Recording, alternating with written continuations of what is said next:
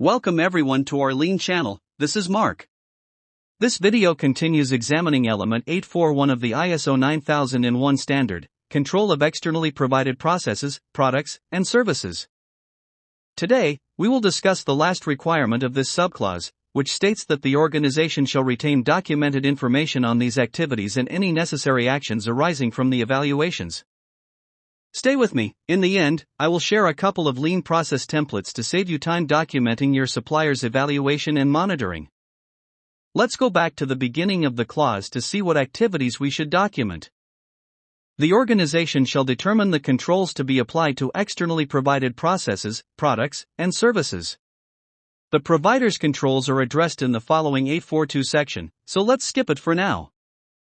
Next, the organization shall determine and apply criteria for evaluating, selecting, monitoring performance, and re-evaluating external providers based on their ability to provide processes or products and services in accordance with requirements. Let's review an example of a supplier evaluation process to see how we can document all these requirements. The record starts with the initiation section containing basic potential supplier information, products or services needed, and justification for the need. The following section is the criteria or rationale for the selection. The drop-down field on the right contains all the criteria we discussed in our previous videos. It may be appropriate certification, prior business experience, or other factors. This section is critical because, based on the criteria, the supplier evaluation process takes different routes. For example, suppose the criteria are customer requirements or a recognized brand. In that case, we do not need any evaluation and can jump to the recommendation section at the end of the record. Subsequently is the supplier information section. This is administrative information where you can put any details of your potential supplier. The next step in our supplier evaluation process flow is the risk analysis. The standard will refer to it in the following elements. Risk assessment requires to consider the potential impact of the external products and services. This section may be formatted any way your organization prefers.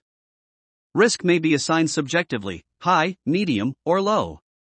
You may also use a typical FMEA approach, taking into account the estimated severity, frequency, and detectability of impacts.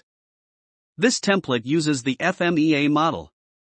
You choose the extent of the provider's evaluation based on the assessed risk.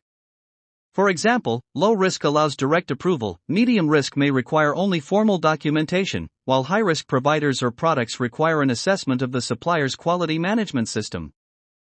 Supplier's management system capabilities. Here, we document a decision to evaluate the supplier's QMS. Depending on the risk, we may choose supplier self-assessment or an on-site valuation. This list of drop-down options lists the main requirements of the 9001 standard. Documentation requirements. In this section, we confirm that the required documentation has been provided. It may include a non-disclosure agreement, NDA, liability insurance, management system certificates, or other evidence of the supplier's credentials. Finally, based on the evidence, we decide on the supplier's approval or disapproval. The form also includes instructions on performing and documenting supplier re-evaluation. We discussed this supplier performance record in the previous video. If you missed it, check the link below to catch up. This is all for today, folks. As always, check our free downloads.